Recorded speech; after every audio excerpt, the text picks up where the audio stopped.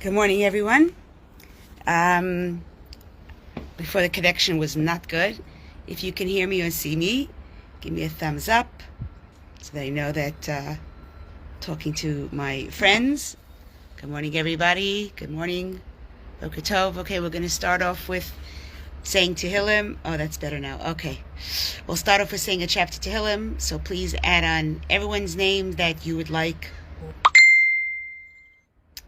Okay. Chapter 20, please put down if you want us to say Tehillim for anyone specifically. Good morning, Lynn. Good morning, Barbara. Boker Tov. Hi, everybody. Good morning. Okay, you can hear better now.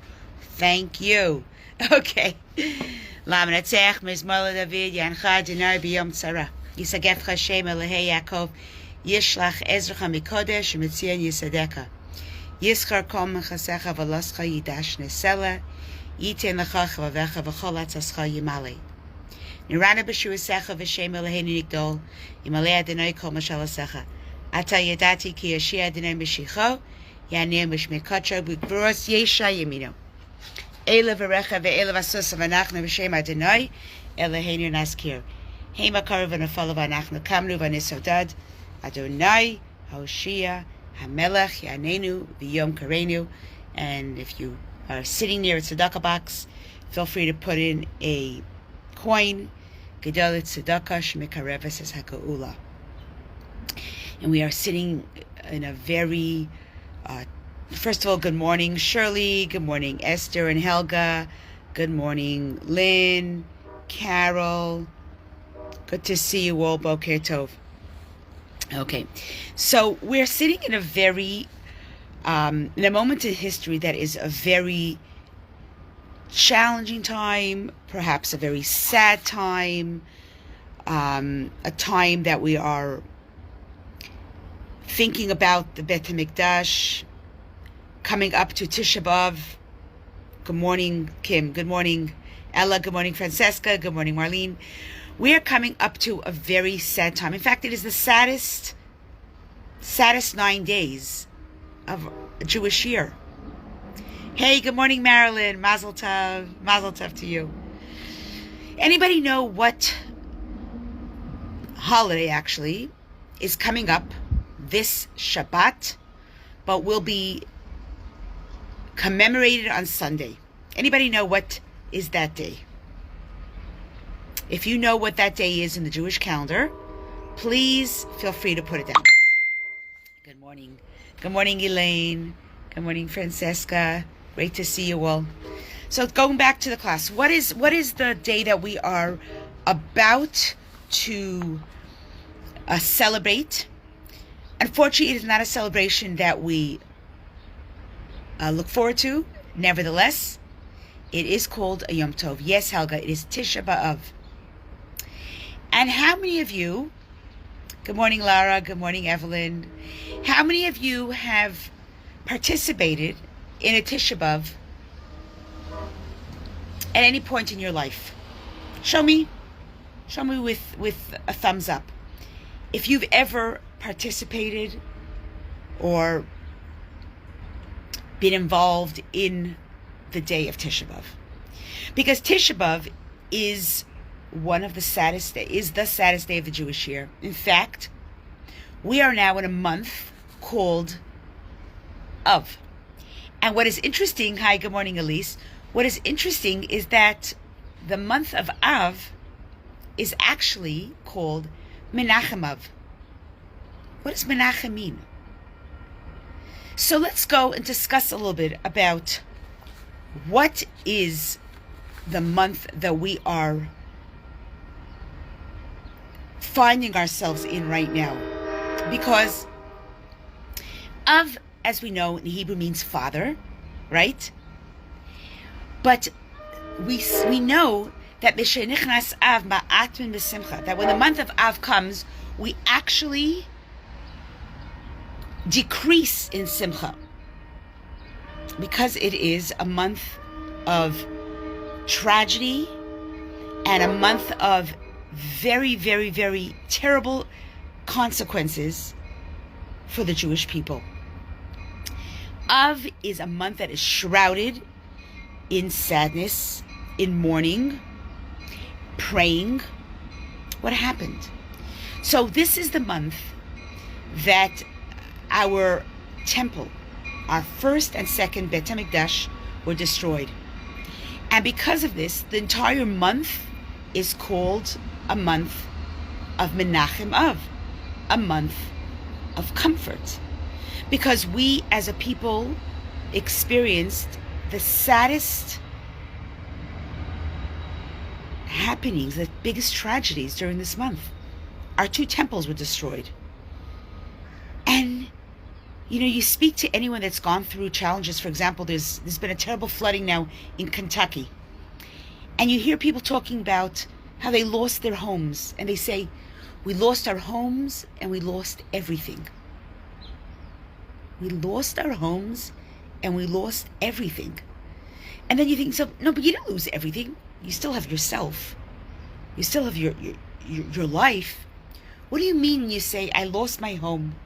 I lost everything. Has anybody on this class ever experienced, God forbid, the loss of a home, whether it was a fire, whether it was an earthquake, or someone dear to you that went through such a life experience? Anybody? Tell us in the comments, what did that mean to you? What did that mean to you that you lost your home and you lost everything? Well, in reality, you didn't. You just seemingly lost a home. So what does it mean? I lost my home. I lost everything. And here, the Torah gives us very interesting insight. It actually tells us that we lost the Bet HaMikdash, and because of that, we mourn the loss of the connection to our God. Of course, Hashem is everywhere, but that intimacy, that comfort, that connection is gone. It's gone when the home is gone. And so on this tragic day of Tisha B'Av, for 25 hours, we sit on the floor, we sit on low chairs, no eating, no drinking, no putting on perfume, no intimacy. Becky, I was in Israel when they evacuated the Jews on Tisha B'Av from Gush Katif.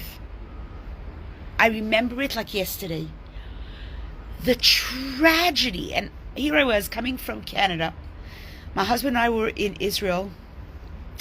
And instead of going up to the Bet HaMikdash, we drove up to Gush Katif. We actually did. They wouldn't let us into the actual area, but we sat outside with thousands of Jews watching as they were pulling. Oh my gosh, I'm going to cry now.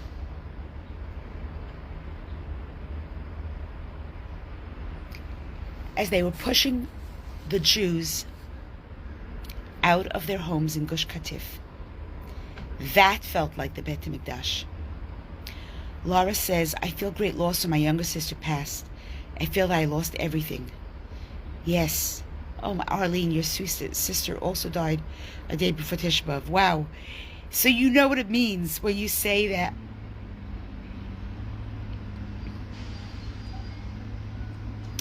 When you say that Tisha B'Av, we lost our temple, but we lost our lives.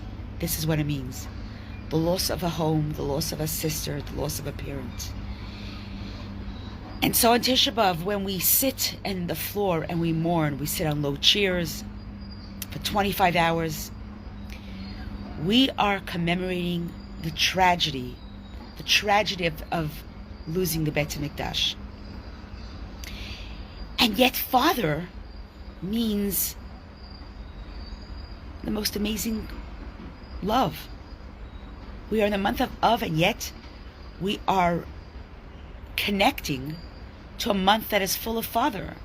How does that seem to connect? So we're told that Av is really a month of connection. And it is a very, very inspiring that during the most tragic month, like we are right now in the month of the 9 days, that goes consecutive days where we actually, there's no music, no weddings. People refrain from anything that's joyous.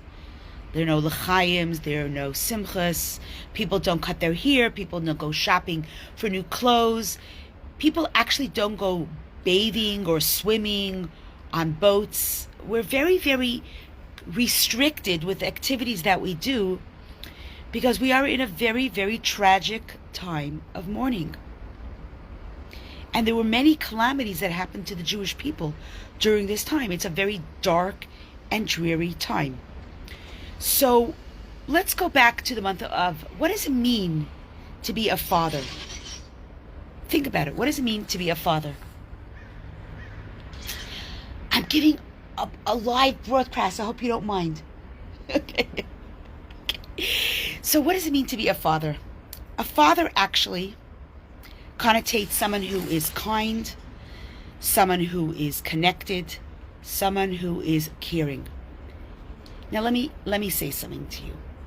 It's easy to be a father when your child is bright, kind, talented. It's easy to be a father when your child sails through life, is respectful, generous, right? Everyone in the community respects, praises your child, right? What is the true test of a father? A true test of fatherhood is when your child is challenging, when your child rebels, when your child is antagonistic, right? When your child acts differently than when, or differently than what you had hoped for. And that, when your child tests its limits, is the true nature and the true test of a father.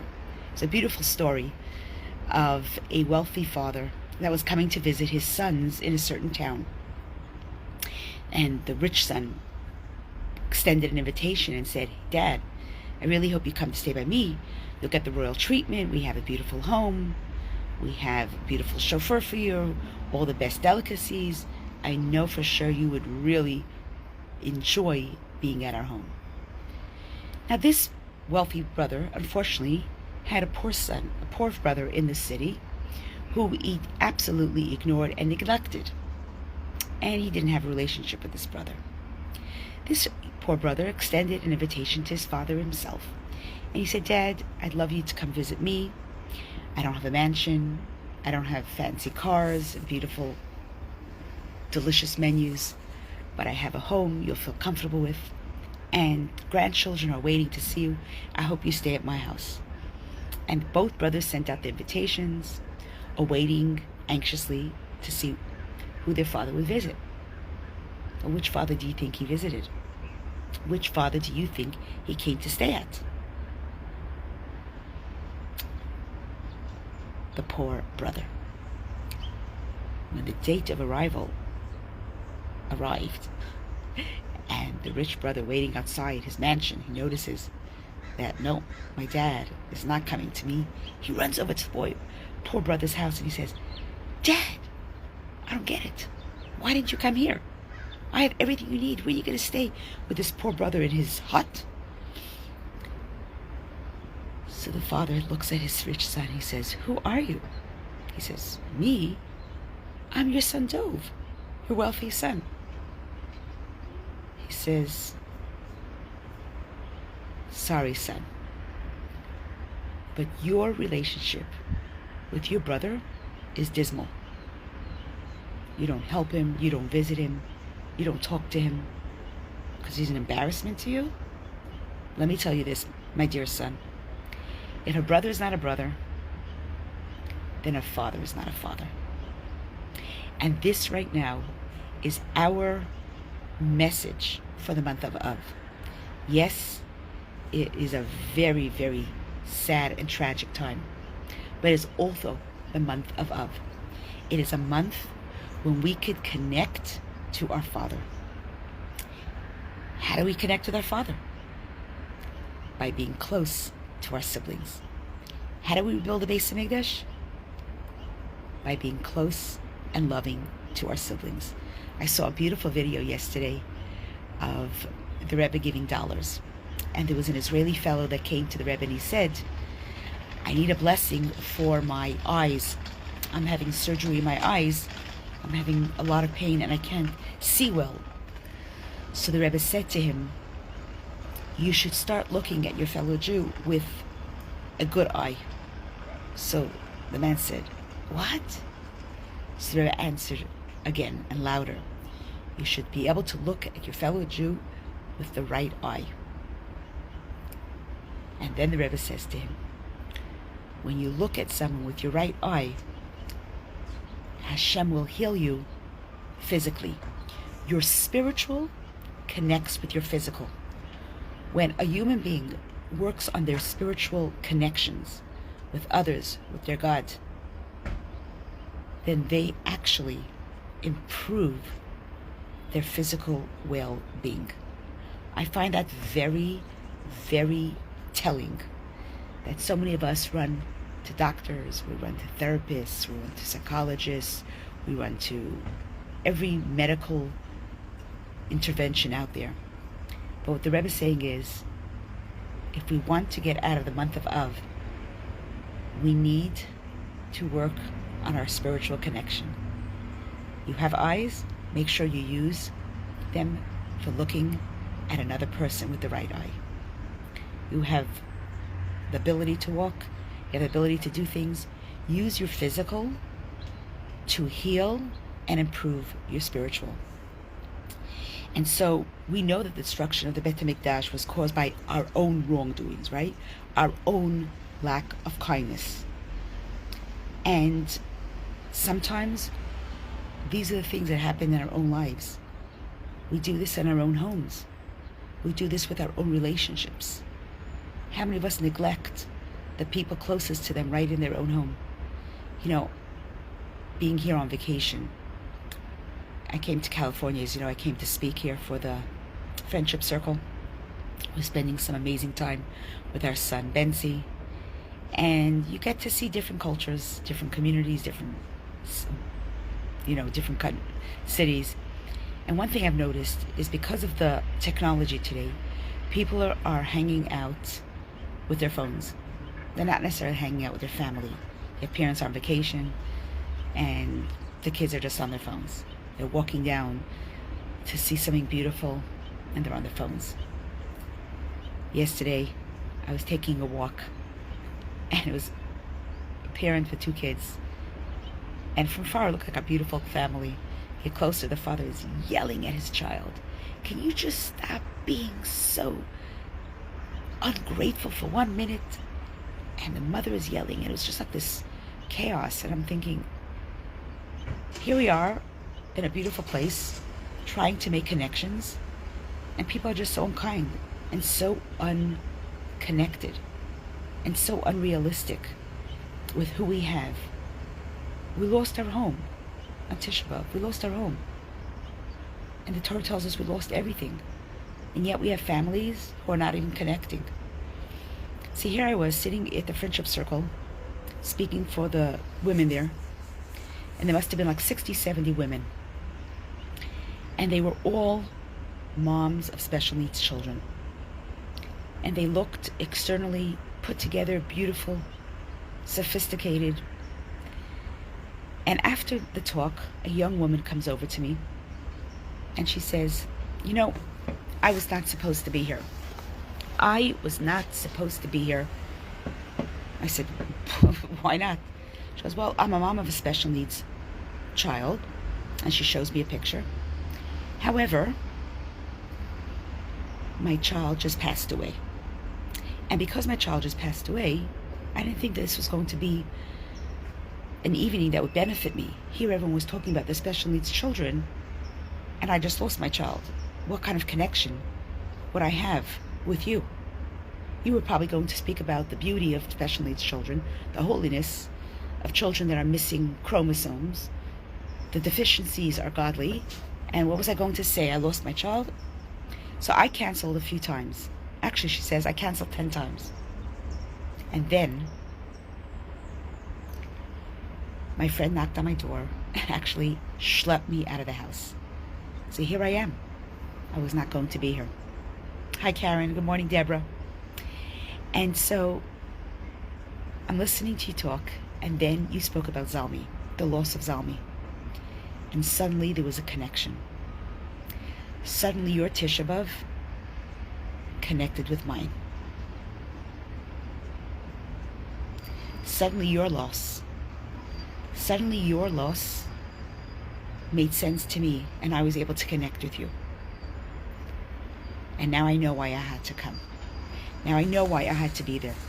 You know, my friends, we think we know Hashem's ways. We think we know why we're here at certain places at certain times. We think we know all the circumstances, the external circumstances, why they're happening. We know nothing. We have to humbly acknowledge that we know nothing. That Hashem puts us in places for healing ourselves, for healing others. But you know what's so beautiful? On Tisha B'Av, first of all, we're told that Hashem will rebuild the Beis HaMikdash. But one more thing. 6 days after Tisha B'Av is a holiday called Tu B'Av, the 15th of anybody heard of that holiday? The 15th of Av? Well, the 15th of Av, which, as you know, is the 15th of the month, is a very interesting time. It's both when the sun and the moon are at full peak.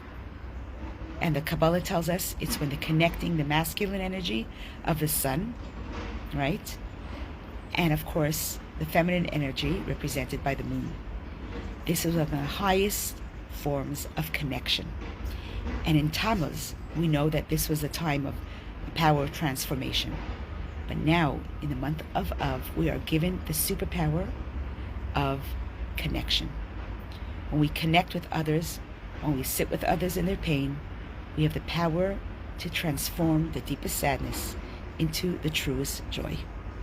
It is from this connection that we are going to emerge from the saddest time of our month, the first half. But then we move into a space of joy and happiness, the holiday of Tu B'Av. So now, before we say goodbye, I want everyone to meditate for a few minutes and think to yourself. Think about one of the most challenging times of your life. Close your eyes. Think back to those emotions if you can. It could be a loss of a life, a loss of a home, a loss of a community. Think of the people around you who were there for you. Think of the connections that you made that helped you heal.